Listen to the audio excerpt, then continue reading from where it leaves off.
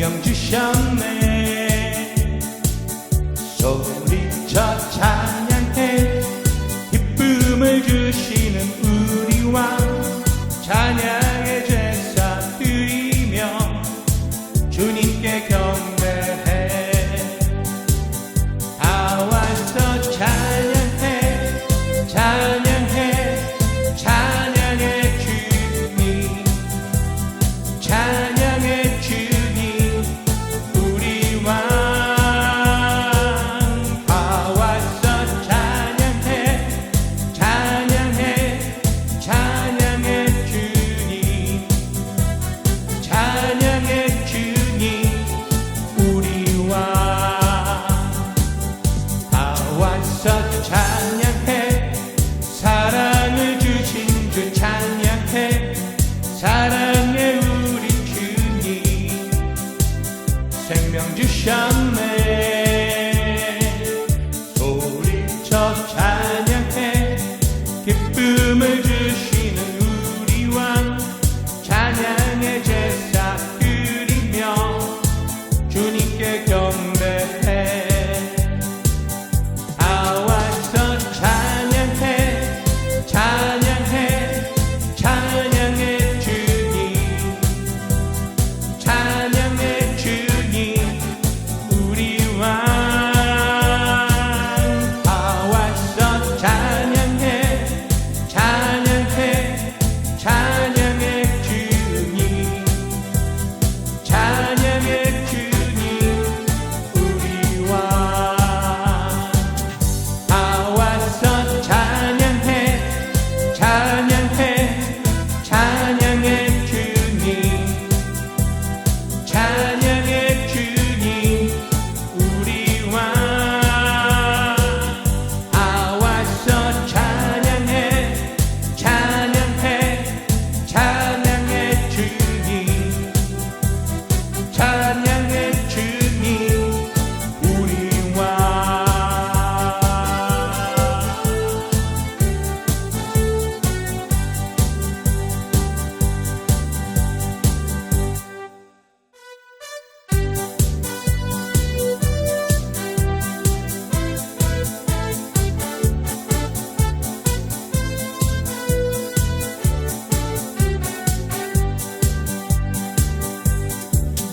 기뻐하며 왕께 노래 부르리. 소리 높여 할렐루야 부르리. 주님 앞에 나와 찬양 드리며 우리 주님과 함께 기뻐하리라.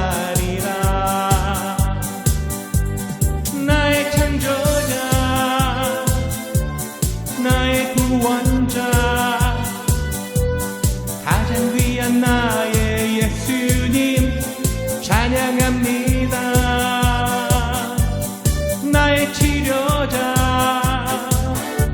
나의 선한 목자 되신 주 예수 나의 주 찬양하리.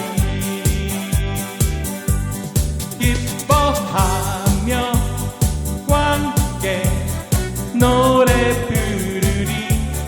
소리 높여 할렐루야 부르리. 주님 앞에 나와 찬양 드리며 우리 주님과 함께 기뻐하리라. 나의 창조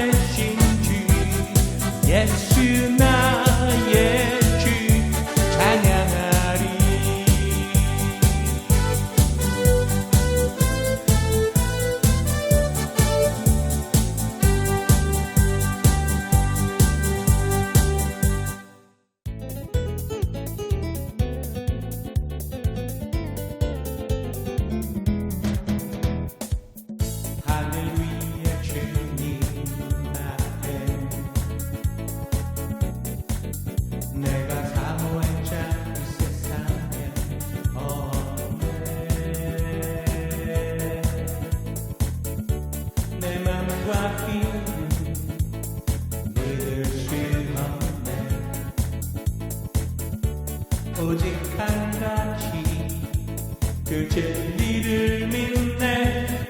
주는 나의 힘이요, 주는 나의 힘이요, 주는 나의 힘이요. 영원히 주를 의지하리. 주는 나의 힘이요, 주는 나의 힘이요, 주는 나의 힘이요. 영원히 주를 의지하리. 영원히 하늘 위에 주님 함께 내가 사모한 자 이 세상에 없네. 내 맘과 이름 믿을 수 없네. 오직 한 가지 그 진리를 믿네. 주는 나의 힘이요, 주는 나의 힘이요, 주는 나의 힘이요. 영원히 주를 의지하리. 주는 나의 힘이요, 주는 나의 힘이요, 주는 나의 힘이요. 영원히 주를 의지하리. 영원히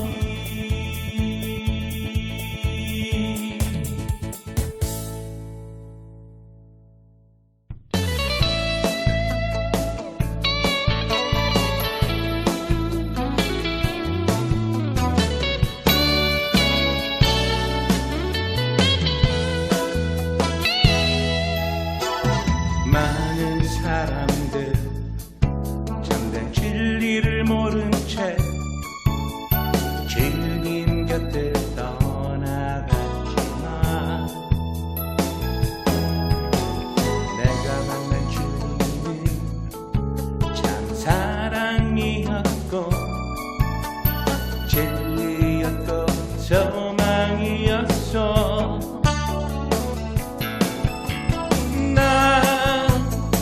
예수가 좋다오.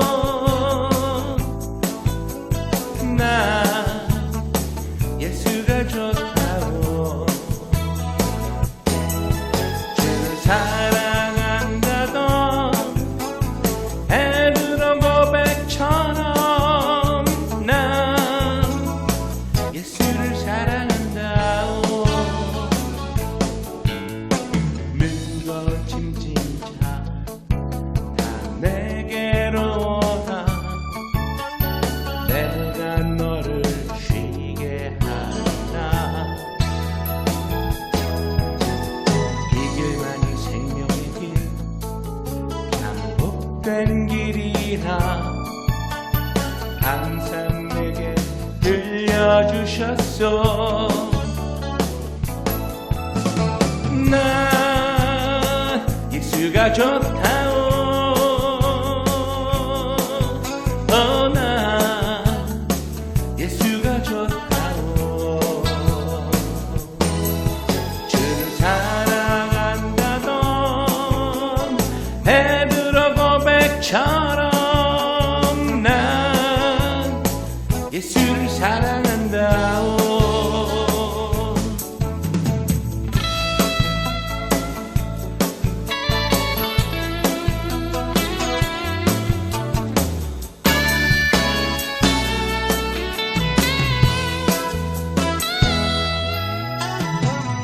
그대가 만일 참된 행복을 찾거든 예수님을 만나보세요. 그분으로 인하여 참 평안을 얻으며 나와 같이 고백할 거요. 나 예수가 좋다오. 나 예수가 좋다오.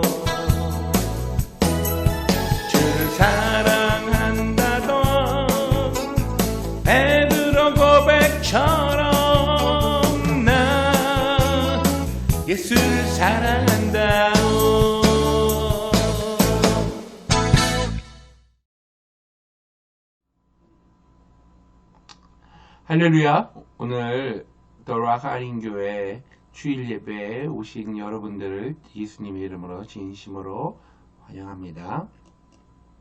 오늘 함께 하실 우리 하나님의 말씀 같이 살펴보기를 원합니다. 오늘 함께 하실 하나님의 말씀은 갈라디아서 2장 20절의 말씀이 되겠습니다. 우리 화면에 보이시는 주님의 말씀, 우리 다 같이 큰 소리로 한번 읽겠습니다. 시작. 내가 그리스도와 함께 십자가에 못 박혔나니 그런즉 이제는 내가 산 것이 아니요 오직 내 안에 그리스도께서 사신 것이라. 이제 내가 육체 가운데 사는 것은 나를 사랑하사 나를 위하여 자기 몸을 버리신 하나님의 아들을 믿는 믿음 안에서 사는 것이라. 아멘. 저는 오늘 십자가라는 제목의 말씀으로 하나님의 은혜를 나누기를 원합니다. 여러분, 우리 인생에게는 전부 다 각자가 짊어지고 살아가야 하는 십자가가 있습니다. 저와 여러분에게 인생을 살기 위해서는 누구라도 다 자기의 십자가는 지고 태어나는 것이죠. 십자가를 우리가 장신구나 데코레이션으로 지금 많이 우리가 볼 수가 있습니다. 혹은 교회의 지붕 위에 십자가의 그런 모습이라든지 아니면 강대상두에 이 하나의 장식처럼 십자가가 항상 이렇게 걸려 있죠. 또 어떤 사람들은 개인의 목걸이나 귀걸이로 그렇게 사용하는 분들도 많이 볼 수 있습니다. 하지만 원래 십자가가 가지고 있는 그 의미는 여러분 정말로 처참하고 그리고 굉장히 극악한 그러한 형벌의 하나였습니다. 그런 흉악범들을 매달아서 죽였던 형틀이 바로 십자가의 형벌이었습니다. 로마 시대 때 있었던 그러한 사형제도 중에 하나였고요.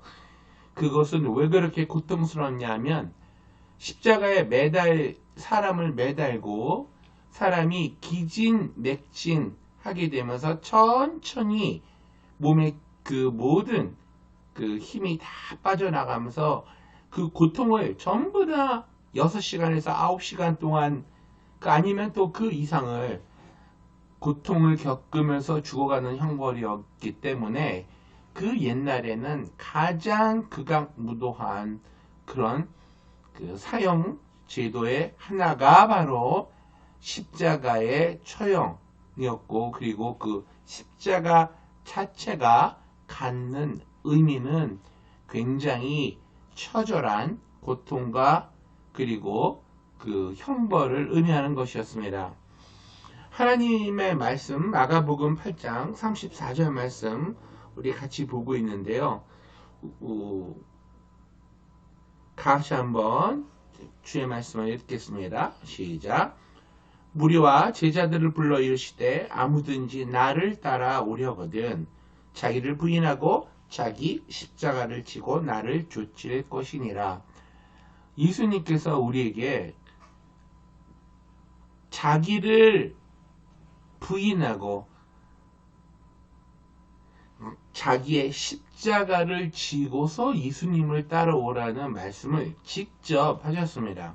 그래서 우리가 알 수 있는 것은 우리는 우리 저마다의 십자가가 있다. 그리고 두 번째는 이 십자가는 내가 거부한다고 해서, 내가 싫다고 해서 그 십자가를 짊어질 수 없는 게 아니라 우리들 인생에 일단 태어난 사람이라면 누구나 각자의 십자가를 지고 예수님을 쫓아야 된다. 그렇게 말씀을 하고 계십니다. 그러면 각자가 예수님이 말씀하신 그 십자가는 어떤 것일까요?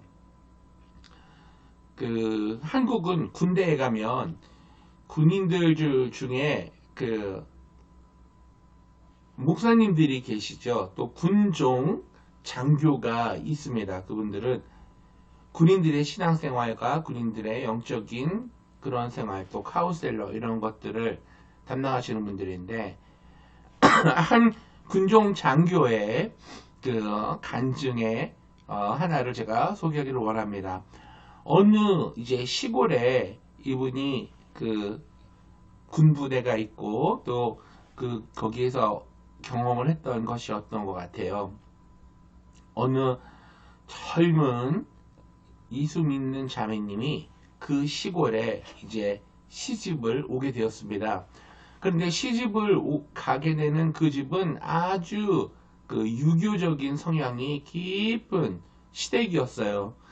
그래서 거기서는 시집 온 며느리가 교회를 간다? 이거는 말도 안 되는 거였어요. 어딜 교회를 가? 시어머니도 반대하고 시아버지도 반대하고 남편도 반대하고 하는 그런 환경에 이 자매님이 며느리로 들어온 거예요.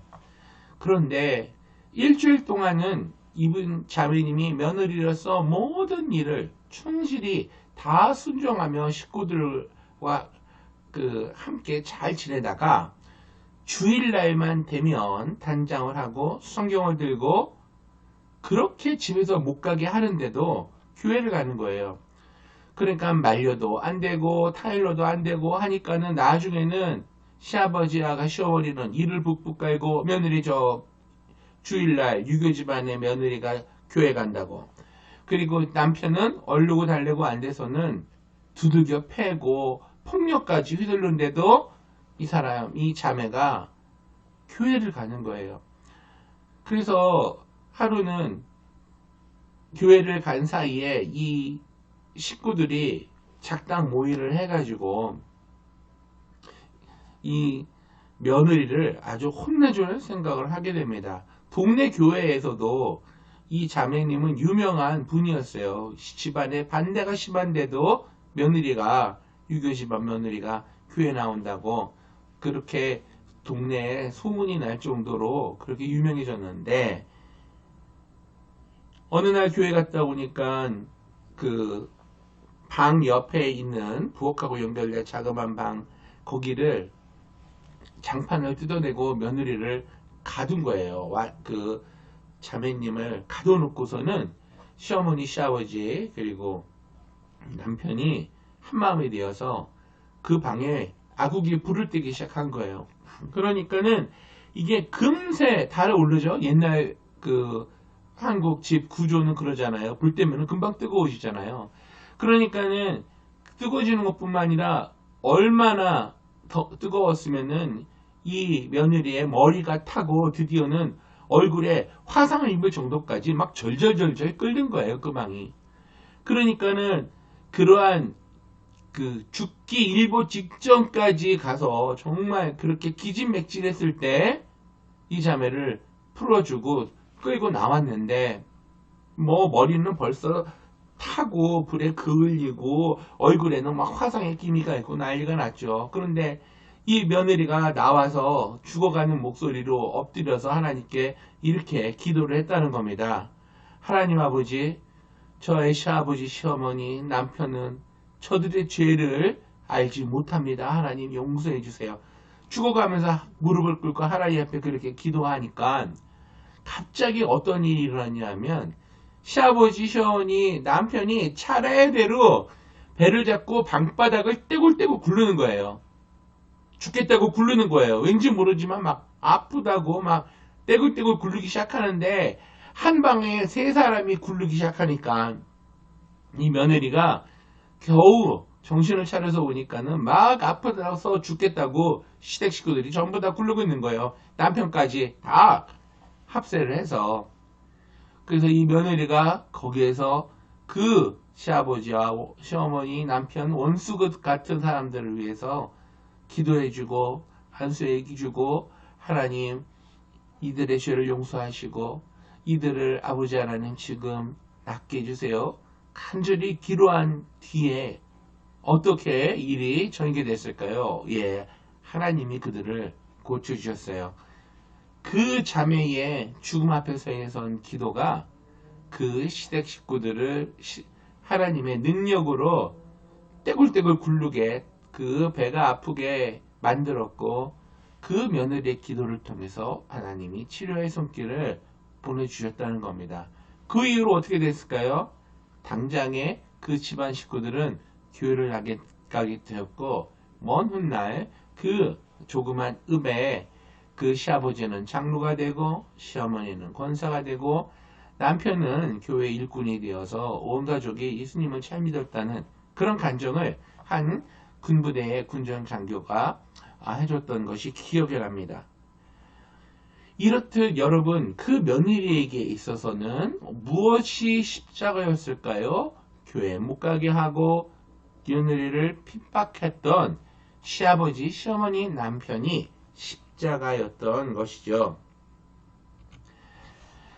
두 번째, 베드로전서 3장 7절 말씀을 보겠습니다. 남편 된 자들아, 이와 같이 자식을 따라 너희 아내와 동거하고 저는 더 연약한 그릇이요 또 생명의 은혜를 유업으로 함께 받을 자로 알아 귀히 여기라. 이는 너희 기도가 막히지 아니하게 하려 함이라. 또 베드로전서 3장 1절 말씀 같이 봅니다. 아내 된 자들아, 이와 같이 자기 남편에게 순복하라. 이는 혹 도를 순종치 않는 자라도 말로 말미암지 않고 그 아내의 행위로 말미암아 구원을 얻게 하려 함이니. 시편 103편 13절 말씀은 이렇게 말씀합니다. 아비가 자식을 불쌍히 여김같이 여호와께서 자기를 경외하는 자를 불쌍히 여긴다. 아내에게는 남편에게 순종하고 순복하고 또 남편에게는 아내를 사랑하라는 하나님의 말씀이죠.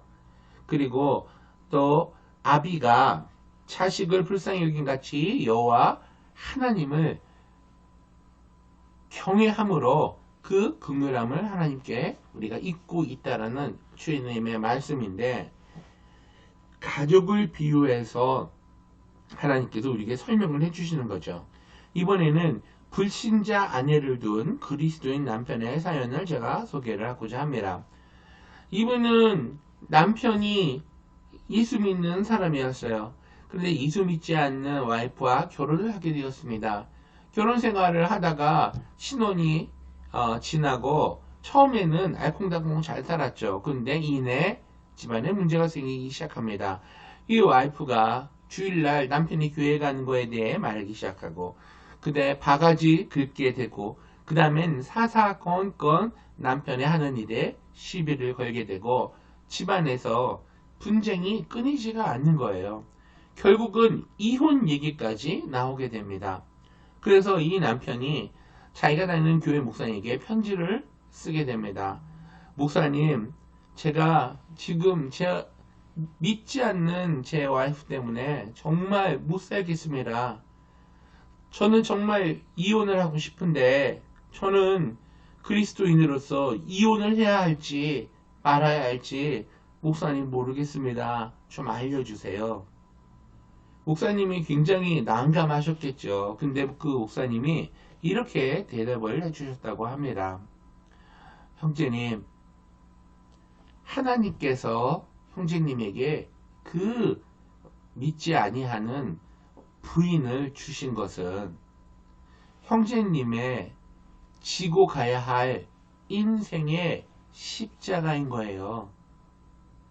그 십자가는 내가 벗는다고 벗겨지는 게 아니라 어디를 가나 형제님이 지고 가야 할 십자가인 겁니다. 라고 얘기를 하면서, 십자가는 내가 피한다고 그 고통이 없어지는 게 아니라 십자가에 매달려서 내가 죽었을 때에 바로 내 영혼이 다시 살아나고 영원히 사는 생명의 역사가 일어나며 부활의 역사가 일어나는 것입니다.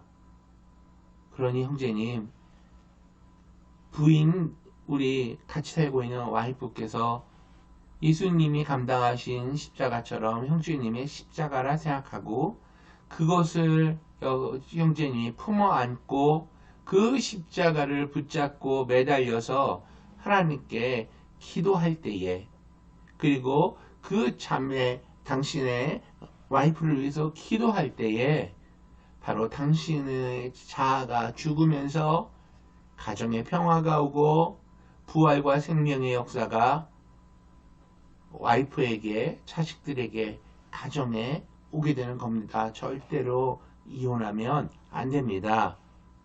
이렇게 편지에 답을 해줬다는 거예요.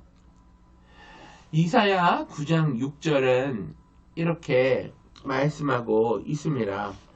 우리가 십자가를, 인생의 십자가를 다 이렇게 지고 있는 것처럼 하나님의 아들 예수님께서 십자가를 지셨다는 거예요.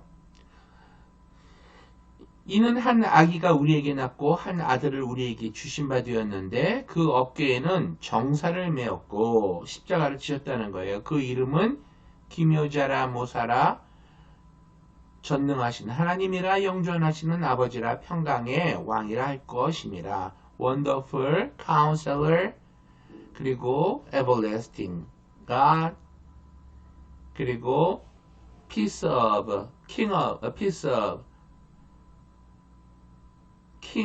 Peace. 그 예수님이 그렇다는 얘기예요. 죄가 없으신 분이었고 예수님은 십자가를 지실 이유가 없었어요. 그런데 왜 지셨느냐? 하나님이 아담과 이브를 만들고 사람을 만들었을 때는 하나님이 너무도 사랑하는 존재를 만들었죠. 근데 그들이 하나님의 말씀을 거역하고 하나님을 배반해서 마귀의 꾀임에 빠져, 그리고 그 마귀의 이제 자식으로 모든 인류는 태어나게 되었죠. 그러니까 그것을 회복시켜야 되는 그러한 그 방법은 죄를 짓지 아니한 희생 제물이 누군가가 되어서 저와 여러분의 모든 죄를 짊어지고 반드시 십자가에 달려 죽어야만 그 저주가 풀리는 하나님의 방법을 따라야 했다는 거예요. 그래서 저와 여러분은 어떤 사람들이에요? 골로새서 1장 21절 말씀을 보니까 전에 악한 행실로 멀리 떠나 마음으로 원수가 되었었다. 하나님을 거역하고 원수가 되었다는 거죠. 요한복음 1장 29절 이튿날 요한이 예수께서 자에게 나오심을 보고 가로되 보라 세상 죄를 지고 가는 하나님의 어린 양이로다. 그렇습니다. 세례 요한이 예언을 했죠. 선포를 했죠. 바로 우리의 모든 죄, 세상의 모든 죄, 하나님을 거역했던 모든 죄를 지고 가는 하나님의 어린 양, 희생 제물이 바로 예수님 자신이셨다는 겁니다. 마가복음 15장 31절에서 32절 말씀, 그와 같이 대제사장들도 서기관들과 함께 희롱하며 서로 말하되 저가 남은 구원하였으되 자기는 구원할 수 없도다. 이스라엘의 왕 그리스도가 지금 십자가에서 내려와 우리로 보고 믿게 할지어다 하며 함께 십자가에 못 박힌 자들도 예수를 욕하더라. 예수님이 십자가를 짊어지고 가셔야만 저와 여러분이 살아나갈 수 있는, 다시 부활할 수 있는 그러한 방법밖에는 없었던 거예요. 하나님의 유일무이한 방법, 우리 인간을 살려내시고 인류를 죄악된 상황에서 끄집어내서 지옥 가지 않고 살려내시는 방법이 죄 없는 누군가가 대신 그 죄를 다 짊어지고 온전히 죽었다가, 죄에 대하여 죽었다가 다시 살아나는 방법밖에는 없었던 겁니다. 그래서 예수님이 그 처절한 십자가의 형을 받으시면서 고통하면서 돌아가셨던 거예요. 하나님의 말씀에 신명기 21장 23절을 보면 야훼 하나님께 저주받은 자는 나무에 매달아라 하는 율법의 말씀이 있습니다. 저주받은 자가 나무에 매달리는 거예요. 그러면 예수님이 십자가에 달려 돌아가셨을 그 순간에는 그 예수님이 하나님으로부터 버림받았을까요? 안 받았을까요? 네.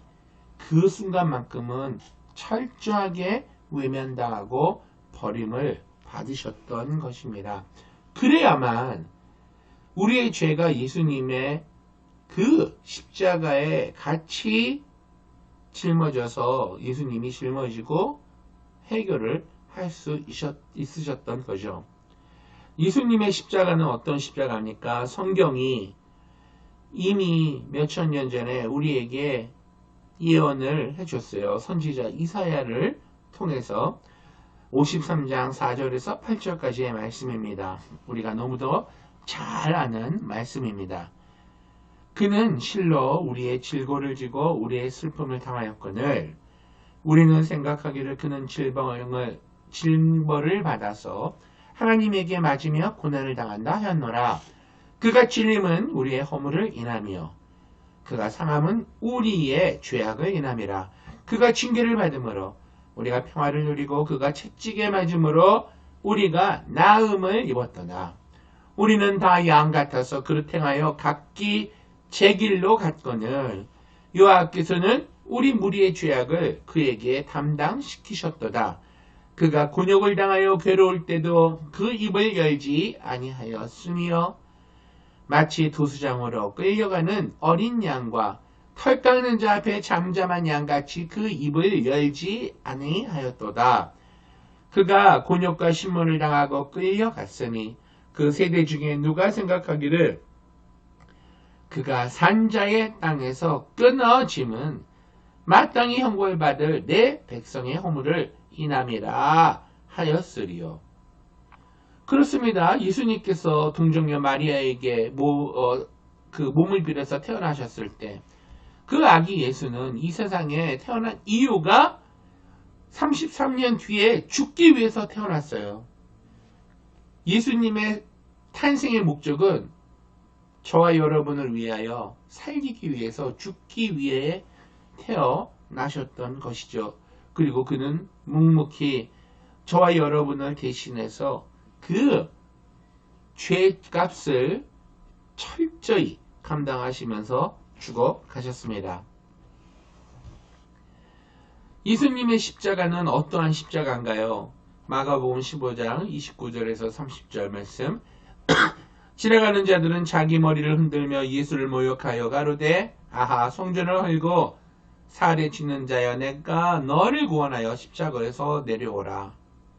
예수님을 따르던 사람들 그 수많은 군중들 기적을 보고 이적을 보며 하나님이 살아계신다는 것을 눈으로 본 백성들이 이제는 예수님을 저주하고 예수님을 이렇게 오히려 십자가에 매달으라는 그러한 그 폭동을 일으키면서 저주를 하게 됩니다. 그뿐만이 아니에요. 마가복음 15장 31절 32절 말씀 보면 종교 지도자들 그때 당시에 대제사장들 서기관들도 함께 희롱하면서 말하되 저가 남은 구원하였으되 자기는 구원할 수 없도다. 이스라엘의 왕 그리스도가 지금 십자가에서 내려와 우리로 복음 있게 할지어다 하며 함께 십자가에 못 박힌 자들도 예수를 욕하더라. 그래서 예수님께서 시편 기자의 말을 통해서 몇백 년 전에 이렇게 성경에 이미 그때의 심정을 토로하셨습니다. 시편 22편 6절 나는 벌레요 사람이 아니라 사람의 회방거리요 백성의 조롱거리니이다. 묵묵히 십자가를 지신 주님은 제 9시 오후 한 3시쯤 되는 시간이에요. 십자가에 못 박히시고 새벽 오후 3시쯤에 크게 소리 지르시되 엘리 엘리 라마 사박다니 하시고 돌아가셨습니다. 이를 번역하면 나의 하나님 나의 하나님 어찌하여 나를 버리셨나이까 하는 뜻입니다. 예수님이 가장 가슴이 아팠던 것은 바로 하나님으로부터 버림받았을 때예요. 제자들로부터 버림받았을 바로 그때입니다. 그리고 자신을 따르던 수많은 사람들로부터 버림을 받았을 바로 그때에 예수님은 정신적으로 육체적으로 정말 절대 고독의 고통을 느끼시면서 처절하게 죽으셨거든요. 그런데 그 순간만큼은 예수님이 하나님께 울부짖으셨다는 겁니다. 그러고 나서 우리 예수님의 당하신 고통은 육체적으로 얼마나 어마어마한 고통이었냐 하면 그때 예수님이 운명하시고 나서 로마 병사들이 예수님의 옆구리를 찔렀죠. 요한복음 19장 말씀을 보니까 창으로 옆구리를 찌르니 곧 피와 물이 나오더라.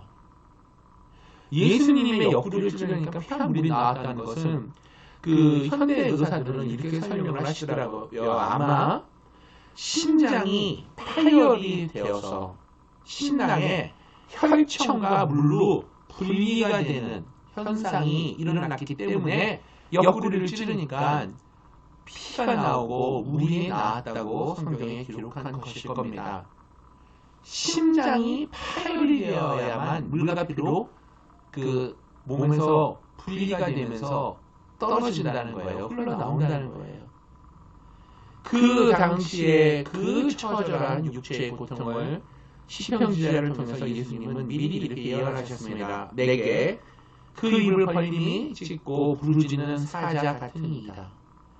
나는 물같이 쏟아졌으며 내 모든 뼈는 어그러졌으며 내 마음은 촛물 같아서 내 속에서 녹았으며 내 힘이 말라 질그릇 조각 같고 내 혀가 이틀에 붙었나이다. 여러분 극심한 가뭄을 내 몸이 느끼게 되면 혀가 입에 말라붙죠. 이렇게 달라붙어요.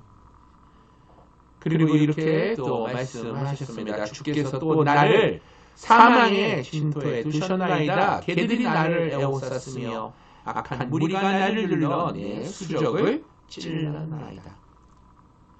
이렇게 어마어마한 고통을 당하시면서 예수님께서는 십자가에서 철저히 처절하게 울부짖으며 돌아가셨던 것입니다. 저와 여러분의 그 죄 때문에 돌아가셨고 저와 여러분을 영원한 생명으로 부활의 능력으로 살리시기 위해서 먼저 죽으셔야 했던 거예요.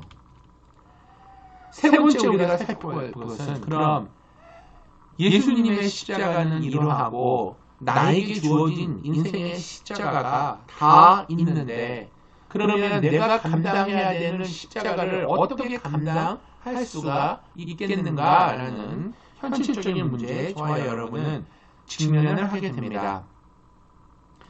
예수님께서 대답을 이미 주시고 답을 주셨어요. 요한복음 12장 24절 말씀 보면 내가 진실로 진실로 너희에게 이르노니 한 알에 미리 땅에 떨어져 죽지 아니하면 한 알 그대로 있고 죽으면 많은 열매를 맺느니라. 방법은 예수님처럼 우리도 내 십자가를 붙잡고 죽으면 살아난다는 뜻이에요. 베드로전서 4장 14절에서 16절 말씀 너희가 그리스도의 이름으로 욕을 받으면 복 있는 자로다. 영광의 영 곧 하나님의 영이 너희 위에 계심이라. 너희 중에 누구든지 살인이나 도적질이나 악행이나 남의 일을 간섭하는 자로 고난을 받지 말려니와 만일 그리스도인으로 고난을 받은즉 부끄러워 말고 도리어 그 이름으로 하나님께 영광을 돌리라. 아멘. 여러분 십자가는 여러분이 잘못한 죄 때문에 지는 게 아니라 어떤 죄 때문에 지는 거예요? 아담과 하와가 하나님을 거역한 죄, 지옥 가는 죄, 그 죄를 예수님의 짊어지신 것처럼 그 인생의 죄를 여러분이 담당하고 매달리고 하나님께 부르짖어서 죽었을 때에 기도하고 죽었을 때에 하나님이 살려주신다는 말씀입니다. 그때에 비로소 하나님이 영광을 받으신다는 거예요. 그래서 오늘 본문의 말씀은 이렇게 하고 있는 것입니다. 내가 그리스도와 함께 십자가에 못 박혔다. 예수님이 못 박혔을 때 이미 나도 같이 못 박혔다는 거예요. 그래서 저와 여러분은 살아있는 사람이 아니라 오직 이제는 우리 안에 예수님께서 살고 계신다. 왜냐하면 우리는 십자가에 이미 못 박혀 죽었으니까. 이제 내가 육체 가운데 사는 것은 나를 사랑하사 나를 위하여 자기 몸을 버리신 하나님의 아들을 우리가 믿는 그 믿음 안에서 우리는 다시 부활하고 살아나고 그리고 영생을 얻게 되었다라고 성경이 선포하고 있습니다. 저와 여러분은 어떠한 존재예요? 십자가에 못 박혀서 예수님과 같이 죽었을 때에 다시 살아나는 그런 영광스러운 존재로 거듭난다는 것입니다. 결국은 나의 십자가는 내가 짊어지고 매달려 죽었을 때 부활의 역사가 일어나는 거예요. 여러분, 남편 때문에 여러분의 신앙생활, 믿음생활에 거침돌이 됩니까? 그 남편이 여러분의 십자가예요. 남편 된 자들에게 성경은 말합니다. 여우 같은 아내가 당신의 믿음생활을 방해하는 존재입니까? 그 방해하는 여러분의 부인이 당신의 십자가입니다. 자식이 속을 새깁니까? 그러면 자식이 여러분의 십자가라는 거예요. 그 십자가는 내가 안 지겠다고 해서 내 등에서 없어지는 게 아니라 내가 부인을 해도 내가 짊어져야 할 그러한 십자가인 것입니다. 그러므로 성경은 어떻게 말씀하고 계세요? 예수님처럼 짊어지고 십자가에 네 자신을 죽여라. 이미 죽은 목숨이라는 거예요. 그리고 너희가 죽게 되었을 때 예수님이 그 안에서 너를 다시 살리실 것이다. 그거를 믿으라는 겁니다. 믿음이 이 부활의 역사를 일어나게 하는 거예요. 인생의 십자가를 지고 하나님께 부르짖어 기도했을 때 우리는 십자가에서 죽는다고 성경은 표현했습니다. 그리고 그 이후에 우리 안에 계신 예수님께서 살아남으로 우리도 살아난다는 거예요. 그거를 믿으라고 성경은 말씀하고 계십니다. 말씀을 읽습니다. 고린도전서 4장 11절에서 12절은 이렇게 말씀하세요.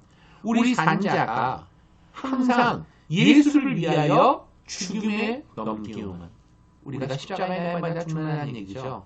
예수의 생명이 또한 우리 죽을 육체에 나타나게 하려 함이라. 아멘. 그런즉 사망은 우리 안에서 역사하고 생명은 너희 안에서 하느니라. 결국 저와 여러분은 나의 십자가를 내가 짊어지고 죽었을 때 온 가족과 이웃과 직장과 사업장의 생명의 역사, 부활의 역사, 바로 예수님의 그 모든 세상을 다 이기고 마귀 권세를 깨뜨리고 이기신 능력이 우리에게도 임한다는 겁니다. 그러므로 우리는 영원한 생명을 얻어서 천국에 들어간다는 그런 귀한 하나님의 말씀이에요. 여러분, 오늘 우리가 들은 말씀을 정리하기를 원합니다. 우리의 인생은 저마다의 십자가가 있습니다. 그 십자가가 남편이 될 수 있고요, 아내가 될 수가 있고 자녀가 될 수가 있습니다. 하지만 그 십자가는 우리가 거부한다고 해서 없어지는 게 아닙니다. 우리가 그 십자가에 매달려서 그 십자가에 붙잡힌 바 되어서 우리가 하나님께 기도하고 간구했을 때, 우리가 그렇게 십자가에서 죽었을 때에 예수님께서 우리 안에서 살아나신다고 성경은 얘기합니다.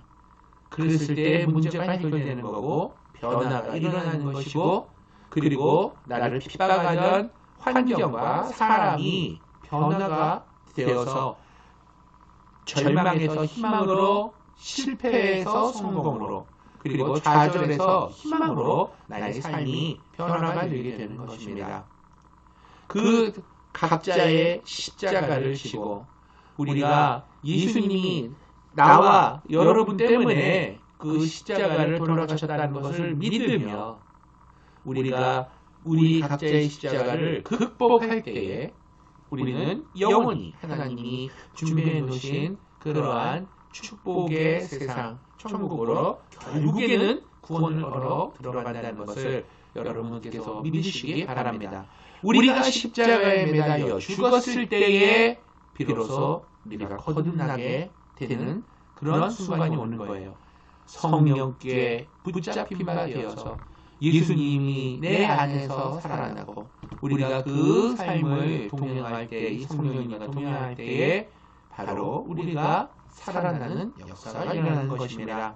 아무쪼록 여러분 우리 한 주간 동안 또 이제 한 해를 마무리하는 이 12월 한 달 동안 예수님의 십자가를 바라보고 예수님의 십자가의 사랑을 깨닫고 그리고 예수님과 함께 나도 저 십자가에 못 박혀 이미 죽었다라는 것을 기억하시면서 바로 그 예수님의 행하신 일 때문에 우리가 나음을 입고 고침을 받고 그리고 마귀를 이기고 그리고 결국에는 구원을 얻는다라는 이 귀한 사실을 여러분 마음속에 꼭 간직함으로 말미암아 인생의 어떤 어려움의 문제, 십자가의 문제가 여러분의 닥친다 할지라도 예수 이름으로 기도하면서 극복하고 승리에 나가시는 귀한 삶을 사시길 예수님의 이름으로 부탁드립니다. 아멘. 기도하겠습니다. 살아계신 아버지 하나님, 우리가 그냥 지나쳤던 그 십자가가 이렇게 귀한 뜻이 있고 의미가 있다는 것을 오늘 가르쳐 주시니 감사합니다. 그렇습니다. 아버지 하나님, 이제는 내 십자가는 내가 감당을 하겠습니다. 그리고 그 감당하는 힘은 내가 내 안에서 나는 것이 아니라 나를 위해 대신 죽어주신 예수님 그 성령의 능력으로 내가 그 십자가에 매달려서 극복할 수 있는 힘을 얻음을 또 깨닫고 감사를 드립니다. 아버지 하나님, 이제 내 삶에 부딪히는 십자가, 우리 가족의 문제, 우리 사업의 문제, 인생의 모든 문제의 십자가를 이제는 내가 짊어지고 예수님만 따르기로 작정합니다. 아버지 하나님, 예수님만 바라보며 십자가를 짊어지고 가겠다고 마음에 결심하고 오늘 돌아가는 주의 백성들에게, 성도들에게 하나님 이 모든 고통과 이 어려운 문제들을 극복할 수 있는 놀라운 성령의 능력을 부어주시옵소서. 이미 우리의 육신은 십자가에 못 박혔기 때문에 우리는 좌절하지 않습니다. 우리는 실망하지 않습니다. 내 안에 계신 예수님께서 사시기 때문입니다. 나는 이미 죽었습니다. 오직 내 안에 계신 예수님, 내 안에 계신 성령님께서 나의 삶을 하나님의 구원의 삶으로 인도해 주실 것을 믿고 하나님께 영광을 돌립니다. 이제 한 해를 마무리하는 이 12월 한 달 예수님의 십자가를 바라보며 살아가는 제 자신이 되기를 원하오니 하나님 나를 받아 주시옵소서. 그리고 십자가를 절대로 배신하지 않는 그러한 하나님의 백성 되게 하여 주옵소서. 감사드립니다. 예수님의 이름으로 기도하옵나이다. 아멘. 할렐루야. 예배를 마쳤습니다. 여러분 한 주간에도 여러분 승리하시기를 예수님의 이름으로 축원합니다. 승리하세요.